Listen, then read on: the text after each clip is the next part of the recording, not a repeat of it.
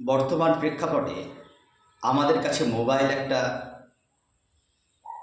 খুব প্রয়োজনীয় বিষয় এবং বস্তু।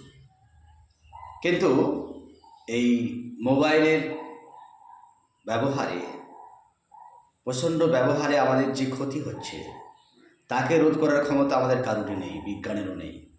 কিন্তু আমাদের ব্রেনে এর ইমপ্রেস যাতে কম পড়ে এবং আমাদের স্মরণ শক্তি যাতে ক্ষতি কম হয়, তার জন্য একটা খুব বড় সম্পদ হচ্ছে ভ্রামরি প্রাণায়াম। এই ভ্রামরি প্রাণায়াম যদি আমরা করতে পারি তাহলে আমাদের স্মরণ শক্তি এবং ব্রেনের খুব ডেভেলপড হবে আর দেহ মন শান্ত হবে।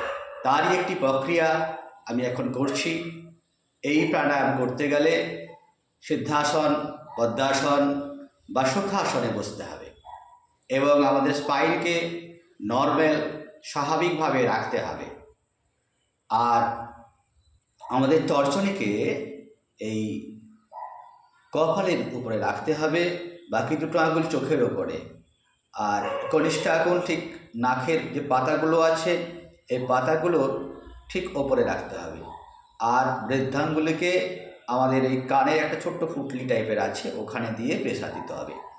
এইটা করার সময় আমাদের একদম অন্ধকার ফিল করতে হবে আর এই নাককে হালকা বন্ধ করে, কানকে পুরোপুরি বন্ধ করে, বাহ্য দৃষ্টি, বাহ্য শ্রবণ সমস্তটা বন্ধ করতে হবে। তারপর শ্বাস নিয়ে ভ্রমরের মতো গুঞ্জন করতে হবে।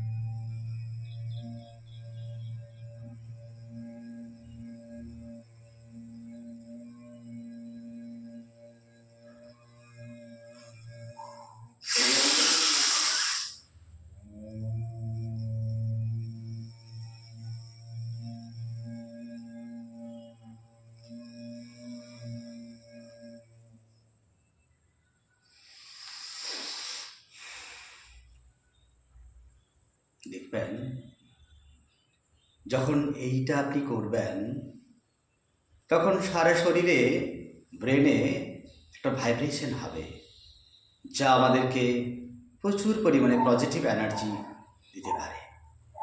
আর এই পজিটিভিটি আপনাকে সারাদিন চলার পথে আপনাকে তৃপ্ততা, আপনাকে শান্ত মনোময় করে রাখতে পারবে। তাই ভ্রামরি প্রাণায়াম আমাদের প্রতিনিয়ত প্রত্যেকেরই করা খুব জরুরি বর্তমান প্রেক্ষাপটে, বিশেষ করে মোবাইলের এই ব্যবহারের জন্য।